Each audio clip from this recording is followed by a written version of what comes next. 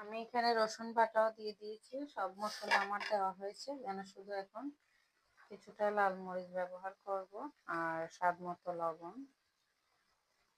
অল্প করে আমি হলুদ দিব, যদিও এতটা কালার আমার পছন্দ না, আমি হালকা কালারটা পছন্দ করি।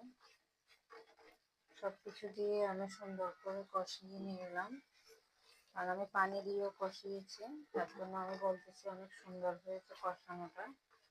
আর যত মশলা খুব সুন্দর হবে তত রান্নাটার ফ্লেভারও ভালো আসবে, খেতেও খুব দারুণ হবে। তো আমি আরো কিছু জিরার গুঁড়া দিয়ে দিলাম, লাস্টে আমি ভাজা জিরার গুঁড়াটা দিব, সেটা আমি খিচুড়ির মধ্যে দিব, আর মুরগির গোস্তটা এবং আলুটা আর অ্যাড করবো না। মশলাটা আমি আর একটু কষিয়ে নিব ভালো করে। মশলার তেলটা বেশি গেছে, এই পর্যায়ে আমি মুরগি এবং আলুটা দিয়ে দিব।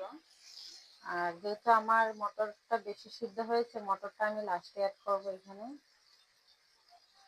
আমি চেয়েছিলাম একটু কম সিদ্ধ করতে, কিন্তু যেহেতু মটরটা অনেকটাই সিদ্ধ হয়ে গেছে দেখতে পাচ্ছেন, তার জন্য এটা আমি লাস্টে দিব।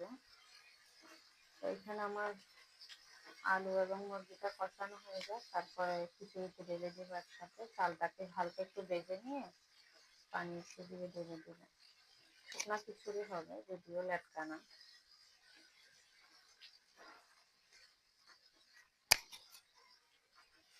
আমার আজকে রান্নাটা যদি ভালো লাগে, খিচুড়ি রেসিপিটা অবশ্যই লাইক কমেন্ট করবেন। দেখুন মাশাআল্লাহ, খিচুড়ির গোস্তগুলা আলুগুলা কত সুন্দর কষানো হয়েছে। আপনাদের কাছে কেমন লাগতেছে অবশ্যই জানাবেন। অনেক দারুণ একটা ফ্লেভার বের হইতেছে কিন্তু রান্নাটার থেকে।